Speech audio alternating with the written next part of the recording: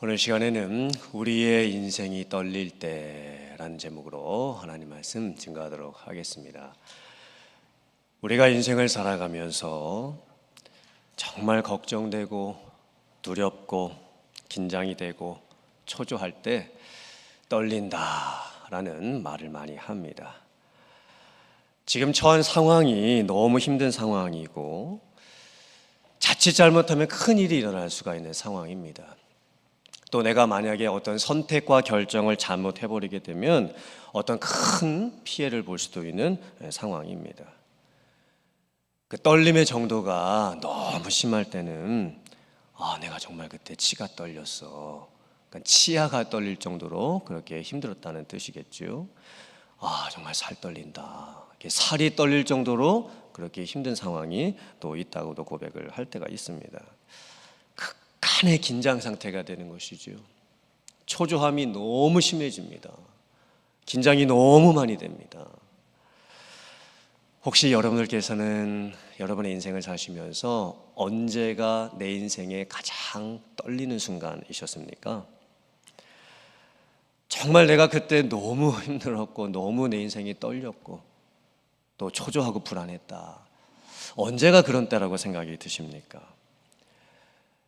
우리의 인생에 떨림이 찾아올 때 우리는 어떻게 해야 할까요? 우리는 믿는 성도로서 어떻게 세상에 있는 사람들과 다르게 판단하고 반응을 할 수가 있을까요? 치가 떨리고 살이 떨리건 같은 그런 힘든 상황에서 우리가 어떻게 믿음의 반응을 할 수가 있을까요? 지금 계속해서 사무엘상 강해 설교를 하고 있습니다. 사무엘 이야기로 시작을 해서 이제는 사무엘 이야기가 사울 왕의 이야기와 함께 연결이 되기 시작을 합니다. 이스라엘 백성들이 사무엘에게 요구를 하죠. 우리들도 다른 나라들처럼 인간 왕을 세워달라. 하나님께서는 이스라엘 백성들이 하나님의 왕 되심을 버리고 또 인간 왕을 세우려고 하는 그 속셈을 잘 알고 계셨습니다. 만약에 인간 왕이 세워지게 되었을 때에 왕의 제도의 단점과 피해 등도 다 말씀해 주셨습니다. 그럼에도 불구하고 이스라엘 백성들은 결국에는 자기들도 인간 왕이 필요하다고 계속 끝까지 막무가내로 요구를 하게 됩니다. 그렇게 세워진 첫 번째 왕이 사울이라고 하는 왕입니다. 성경에 처음 나오는 사울의 모습을 보면 이렇게 표현이 되어 있습니다. 남자들 중에서 사울보다 더 준수한 자가 없고 키는 모든 백성보다 어깨 위만큼 컸더라. 사울이 모든 남자들 중에서 준수했다라고 평가를 받습니다. 잘생겼다는 뜻이지요. 키도 보통 사람들보다 얼굴 하나가 더 컸습니다. 몸도 아주 좋았다라는 뜻이죠. 또 사울은 아버지의 말씀도 잘 듣는 사람이었습니다. 잃어버린 아기를 찾으려고 했을 때 아버지의 말씀에 정말 힘든 일도 순종을 합니다. 사울은 아버지께 효도할 줄 아는 참 착한 아들이었습니다. 또한 사무엘이 하나님께서 사울을 왕으로 택하시고 이제 이스라엘 지파 중에서 왕으로 기름 부으시겠다고 그 말을 전해 주었을 때에 사울이 처음에 이렇게 반응을 합니다. 아니 어찌하여 그런 말을 내게 하시나이까? 우리 가문은 베냐민 지파 중에서도 가장 약한 가문이고 또 우리 가족은 그 베냐민 지파 안에서도 가장 약한 가족인데 어째 그렇게 약하고 또 별 볼 일 없어 보이는 저를 하나님께서 왕으로 삼으신다고 하시는 것입니까? 이런 모습을 살펴보면 사울 왕은 처음에 인간적인 관점에서 보면 정말 왕이 될 만한 충분한 자격이 있는 사람이었습니다. 얼굴도 잘생겼고 체격도 좋고 효도심도 있고 하나님 앞에서 겸손한 모습도 있습니다. 사울 왕이 처음에 보여주는 모습은 너무나 좋은 모습이 많이 있습니다. 또 사울이 아직 왕이 되기 전에 어떤 사건이 있게 되냐면 암몬이라고 하는 나라하고 전쟁이 벌어지게 되었습니다. 암몬이 이스라엘 나라를 침략하고 아주 모욕을 하기 시작합니다. 이제 우리들이 너희들의 눈을 다 빼어버리겠다. 우리와 전쟁 협상을 하자. 너희들이 믿는 하나님은 어디에 있느냐? 라고 하면서 모욕을 하기 시작을 합니다. 그때 길르앗 야베스 장로님들이 이제 암몬 족속이 전쟁을 일으키고 쳐들어오게 되니까 주변에 있었던 자기 동족 이스라엘 백성들에게 전령을 보내가지고 우리들을 좀 도와달라고 요청을 하게 됩니다. 그 소식이 사울에게까지 전해지게 됩니다. 그때 사울이 뭐를 하고 있었냐면 밭에서 소를 가지고 밭을 갈고 농사를 짓고 있었습니다. 그런데 그때 놀라운 일이 벌어집니다. 사울에게 하나님의 영이 임합니다. 그리고 사울이 감동을 받습니다. 그리고는 자기가 농사 지으면서 몰고 있었던 소 2마리를 그 자리에서 죽여 잡아가지고 각을 뜹니다. 그리고는 하나님의 백성들에게 뭐라고 이야기를 하냐면 내가 이제 이 전쟁에 나설 것이다.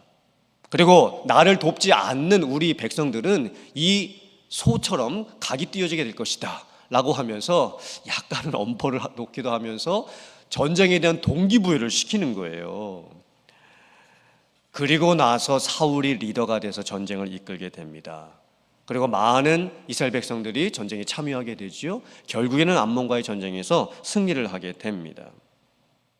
이 사건을 통해서 사울이 하나님의 백성들로부터 인정을 받습니다. 그리고 결국에는 사울이 왕으로 세워지게 됩니다.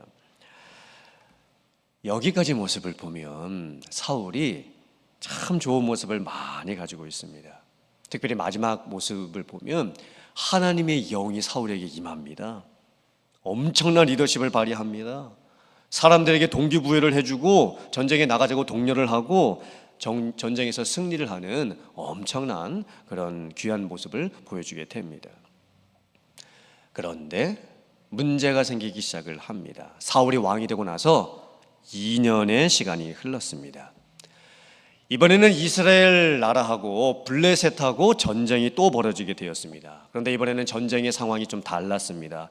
적국 블레셋은 당대 주변 나라 중에서 최고의 강대국이었습니다. 블레셋이 가지고 있는 무기가 군대가 엄청납니다. 병거는 3만 명, 마병은 6천 명, 군인이 해변의 모래와 같이 많다라고 그렇게 표현을 해 놓았습니다. 이스라엘 백성들이 블레셋이 전쟁을 일으키고 침략을 한다고 하자 위급함을 보고 절박감을 느끼기 시작을 합니다. 그리고는 굴과 수풀과 바위 틈으로 다 도망해서 숨어버리게 됩니다. 오늘 성경 말씀을 보면 모든 백성은 떨더라 이렇게 말씀해 놓았습니다. 엄청난 위기 상황이죠. 전쟁과 죽음의 위험이 지금 코앞까지 닥쳐 있는 상황입니다. 그런데 더 큰 문제가 생기고 맙니다. 전쟁을 앞두고서 하나님의 백성들은 항상 하나님께 먼저 제사를 드려야만 했습니다. 전쟁을 하기 전에 하나님의 뜻을 먼저 구해야만 했던 것이지요. 하나님이 이 전쟁을 해야 합니까? 말아야 합니까? 만약에 전쟁을 해야 한다면 어떤 방법으로 전쟁을 해야 합니까? 라고 하나님께 뜻을 먼저 물어야만 했습니다. 그리고 그 제사는 사무엘만 드릴 수 있었습니다. 제사장만 드릴 수 있었던 거예요. 근데 사무엘이 일주일 안에 오겠다고 했는데 사울 왕의 입장에서 일주일이 지났는데도 사무엘이 오지를 않습니다. 사울 왕이 전쟁을 앞두고서 너무 초조해집니다. 불안해지고 걱정되고 발이 동동동동 구르게 되는 이런 상황이 지금 생기게 되는 거예요. 그리고는 해서는 안 될 일을 하고 맙니다. 사울 왕이 오지 않는 사무엘을 대신해서 자기가 직접 제사를 인도해 버리고 맙니다. 사울 왕이 어떻게 제사장들만이 인도할 수 있는 제사를 자기가 그냥 드려버렸을까요? 사울 왕이 제사를 드리자마자 사무엘이 바로 도착을 합니다. 사무엘이 사울 왕이 한 행동을 보고 깜짝 놀라서 묻습니다. 왕께서 어찌하여 하지 못할 일을 하셨나이까? 어찌하여 제사장만이 드릴 수 있는 제사를 사울 왕이 드리셔서 왕께서 죄를 범하셨나이까? 그때 사울 왕이 이렇게 대답을 합니다. 내 백성들과 내 군사들은 전쟁을 하지 못하겠다 하여 다 도망하여 흩어져 버렸고, 내가 믿고 있었던 사무엘 당신은 오지 않고 있고, 내가 두려워하고 있는 블레셋은 당장이라도 전쟁을 일으켜서 나를 죽일 것 같아 부득이하여 제사를 드렸나이다. 이 사울 왕의 모습을 잘 보세요. 지금 사울 왕도 인생이 떨리는 상황입니다. 주변 사람들과 주변의 상황들이 사울을 떨게 만들고 있습니다. 그리고 사울 왕은 가장 떨리는 그 순간에 최악의 선택을 하고 맙니다. 자기가 하지 말아야 될 제사까지 드려버리게 되는 상황이 벌어지게 되는 것이죠. 그렇다면 오늘 말씀의 결론이 무엇일까요?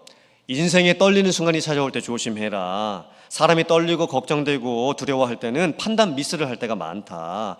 그러므로 인생에 떨리는 순간에 더 차분하게 생각을 해라. 그래야 실수를 안 한다. 이런 것이 오늘 말씀의 결론일까요? 아니지요. 이렇게 성경을 해석하게 되면 성경을 너무 도덕적으로 해석을 하게 되는 것입니다. 인간 처세술적인 관점에서 해석을 하게 되는 것이지요. 그렇다면 오늘 말씀의 핵심이 무엇일까요? 사울 왕이 변명할 때에 내가 부득이하여 번제를 드렸나이다 이렇게 변명을 합니다. 부득이하여라고 하는 이 단어가 굉장히 중요한 단어입니다. 이 부득이하여라는 이 의미가 우리가 사용하는 것처럼 뭐 어쩔 수 없었다, 상황이 그런데 내가 뭐 어떻게 하겠느냐, 나도 어쩔 수 없는 상황에서 그렇게 한 거다, 이런 의미가 아닙니다. 부득이하여라고 하는 이 단어가 히브리어로 아파크라고 하는데, 이 아파크가 무슨 뜻이냐면 지금 부득이하여 이걸 했다, 그러니까 아파크를 하지 못했다는 거예요. 지금 이게 무슨 의미냐면 억제하지 못하고 참지 못했다는 거예요. 감정이나 욕망을 절제하고 누르고 겉으로 표현하지 말았어야 되는데 그것을 하지 못했다는 것입니다. 특별히 아파크를 하지 못했다는 의미는 무엇이냐면 중간에 그쳐야 하는데 그치지를 못하는 거예요. 중간에 멈춰야 하는데 멈추지를 못한 거예요. 이게 무슨 의미일까요? 사울 왕이 지금 아파크를 하지 못한 거예요. 중간에 멈춰야 하는데 멈추지 못한 거예요. 도를 넘어서는 겁니다. 이게 무슨 의미일까요? 사울 왕이 지금 제사장만이 드릴 수 있는 제사를 자기가 드려버렸다고 하는 것은 이제는 자기가 하나님도 마음대로 움직일 수 있다라고 착각을 하기 시작을 하는 겁니다. 이건 하나님에 대한 완전한 모독이었습니다. 사울 왕이 지금 자기가 무엇이라도 된 것처럼 착각을 하고 있습니다. 그리고 자기가 율법에서 정해놓은 그 법까지 넘어서서 지금 자기 마음대로 지금 행하고 있는 것입니다. 사울 왕이 먼저 하나님께 예배를 드리고 하나님의 뜻을 구하고 그 다음에 하나님의 뜻에 따라서 전쟁을 해야 되지요. 그런데 사울 왕이 자기가 먼저 제사를 드려버렸다고 하는 것은 무슨 뜻이냐면 나는 전쟁을 하겠다, 자기가 미리 결정을 해놓고, 그리고 하나님께 제사 드리는 것은 요식 행위 정도로밖에 생각하고 있지 않는 겁니다. 사울 왕이 왜 이렇게 변해버렸을까요? 사울이 왕이 된 지 2년밖에 되지 않았습니다. 그런데 왕이 되고 나서 2년 만에 사람이 정말 많이 변해버렸습니다. 사울이 처음에 보여줬던 모습은 멋있고 체격 좋고 효도심도 많고 하나님 앞에서 겸손하고 하나님의 영이 임해서 막 불의가 일어나는, 의로운 분노가 일어나는 그런 모습이었습니다. 그런데 사울이 어떻게 2년 만에 왕이 되고 나서 이렇게 바뀌어버리고 말았을까요? 하나님의 백성들은 자기들 마음에 드는 인간 왕을 세우기를 원했죠. 처음에 사울 왕의 모습이 딱 그 조건에 맞았습니다. 그리고 자기들의 마음에 쏙 드는 왕을 세웠습니다. 그런데 그 인기가 2년을 가지 못합니다. 오늘 말씀을 보면서 더 놀라운 것은 사울 왕이 잘못한 것에 대해서 하나님의 징계가 너무 가혹합니다. 너무 무섭습니다. 하나님께서 사울 왕에게 어떤 심판을 내리시냐면 사울 왕의 왕권이 길지 못할 것이고, 즉 사울 왕이 곧 왕에서 폐위가 될 것이고, 이미 하나님께서 하나님의 마음에 합한 다른 사람을 왕으로 세울 것을 결정하셨다라는 겁니다. 하나님께서 조금 너무 하시는 것 같지 않습니까? 아니, 사울 왕이 사무엘이 드려야 할 제사를 자기가 드린 이 사건이 얼마나 심각한 사건이라고 하나님께서 그 사건에 대한 징계로 사울 왕을 폐위시키시고, 그리고 이미 하나님의 마음에 다른 사람을 왕으로 세울 것을 작정하셨다라고 이렇게 말씀을 하시는 걸까요? 지금 사울이 왕이 된 지 2년밖에 되지 않았습니다. 근데 하나님께서 사울을 버리시겠다고 지금 말씀을 하고 계시는 거예요. 사울 왕이 40년을 왕으로 통치를 하게 됩니다. 그러면 이 사건 이후에 38년을 더 왕으로 통치를 하게 되는 거예요. 그런데 사울 왕이 그 38년 동안 어떤 통치를 하게 되냐면, 지극히 인간적인 방법에 의거해서, 인간적인 처세술에 의거해서 통치를 하고 맙니다. 사람들의 입맛에 맞춰주고, 또 다른 사람들이 사울 왕에게 해주는 그 입맛에 따라서 왕으로서 통치를 하게 됩니다. 자기 옆에 자기를 따라주는 사람이 있고 사울 왕을 높여주는 사람이 있으면 자기 기분도 막 이렇게 좋아집니다. 그런데 자기 옆에 자기를 따라주는 사람이 없고 또 자기의 비위를 맞춰주는 사람이 없으면 사울이 분노가 폭발을 해버리게 됩니다. 나중에 이제 다윗이 전쟁을 하면서 엄청난 공을 세우고 이제 다시 돌아오게 됩니다. 그때 이스라엘 백성들이 뭐라고 얘기를 하냐면, 지금까지 사울 왕이 세웠던 공로는 천천이었는데 다윗이 세운 공로는 만만이다, 이렇게 공을 이야기를 해주게 됩니다. 그때 사울 왕이 질투심에 폭발을 하게 되지요. 그리고 사람들이 자기를 무시하는 것 같아서 화를 참지를 못합니다. 이 사울 왕의 앞으로 계속되는 모습을 보면 하나님 앞에서의 모습을 잃어버립니다. 사람 앞에서의 모습만 신경 쓰면서 눈치 보면서 사는 인생이 되고 맙니다. 오늘 말씀의 핵심이 무엇일까요? 오늘 말씀은요, 누구 앞에서 인생을 사느냐입니다. 사람들 앞에서 내가 다른 사람들 입만 맞추고 다른 사람들이 내게 입만 맞춰주는 그런 인생을 살 것인가, 아니면 하나님 앞에서 하나님의 뜻을 구하고 먹든지 마시든지 무엇을 하든지 하나님께서 나를 보고 계신다라고 하는, 그리고 하나님께 나를 맞춰드릴 수 있는 인생을 살 것인가. 또한 오늘 말씀은 어느 편에 서느냐입니다. 우리의 인생은요, 누구 편이 되느냐가 참 중요합니다.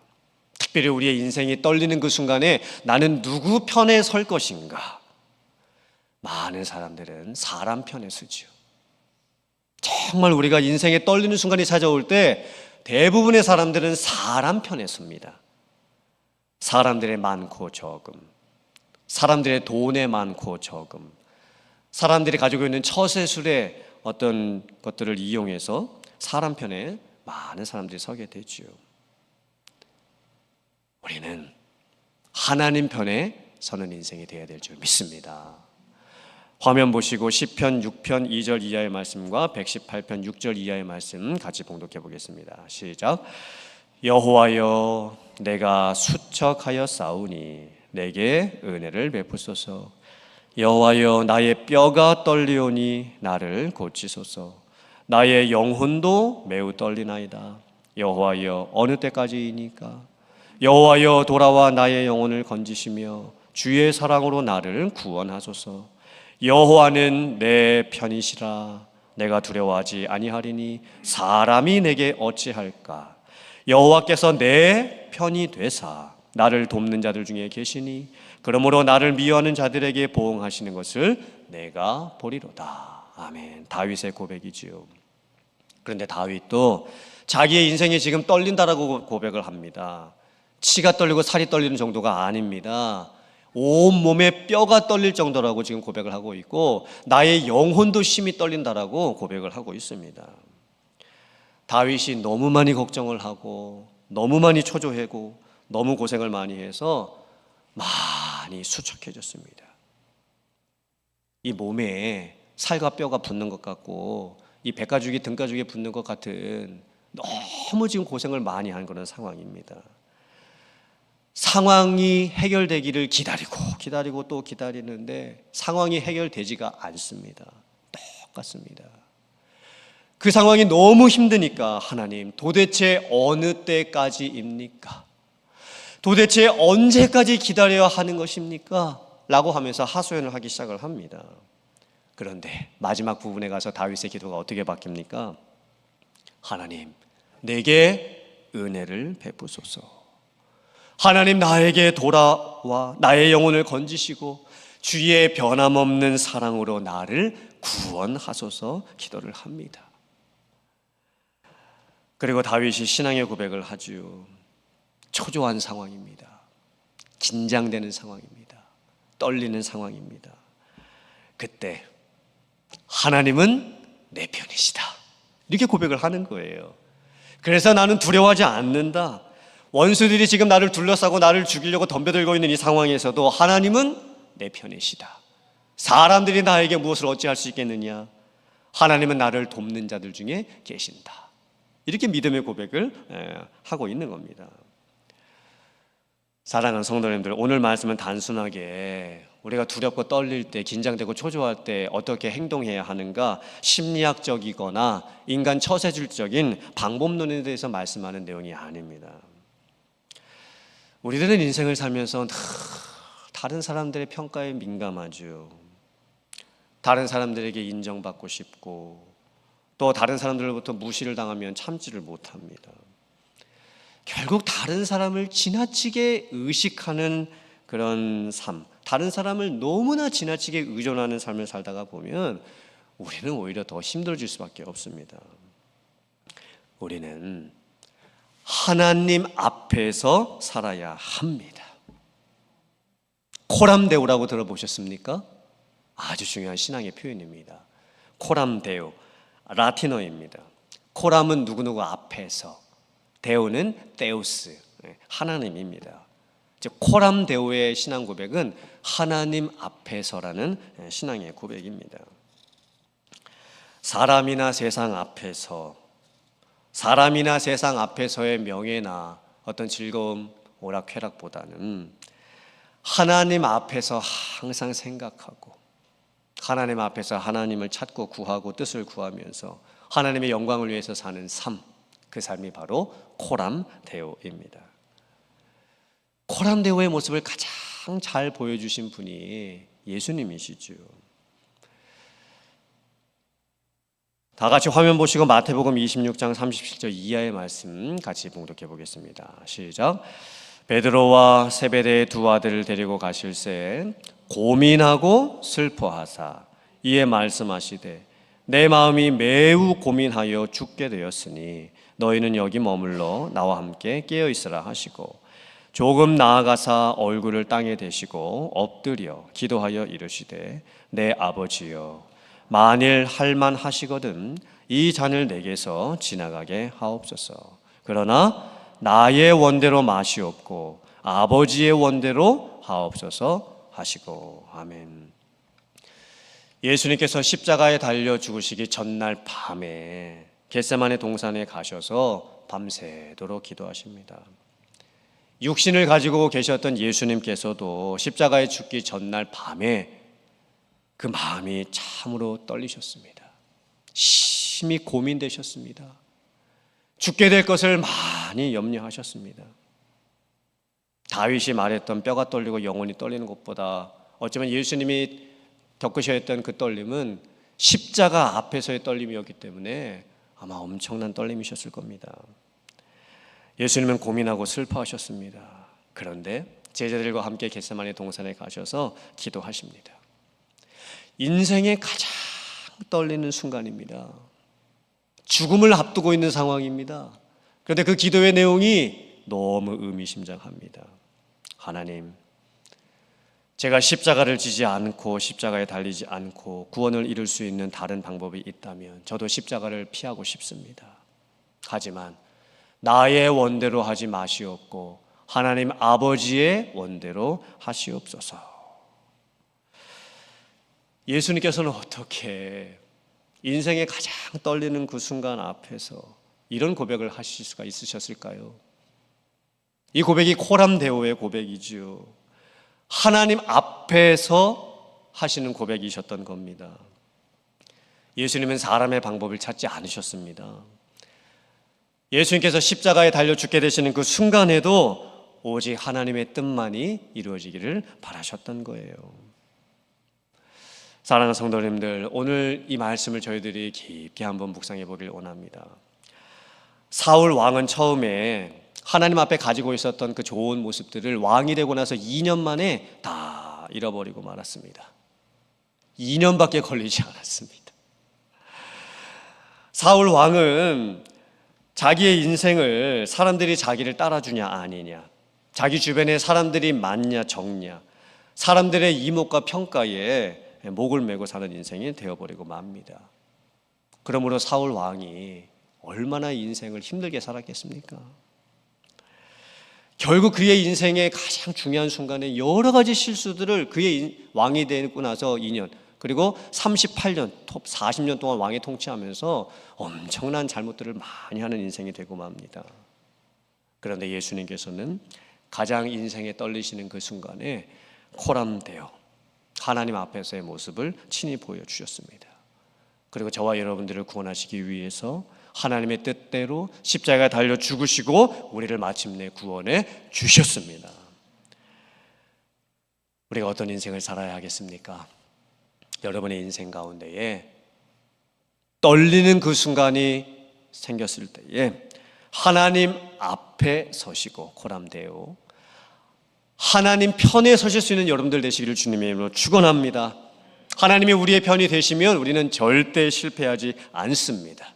잠시 넘어지고 잠시 쓰러질 수는 있습니다. 하지만 하나님께서 내 편이 되어주시면 우리를 반드시 붙잡아 주시고 일으켜 주실 줄 믿습니다.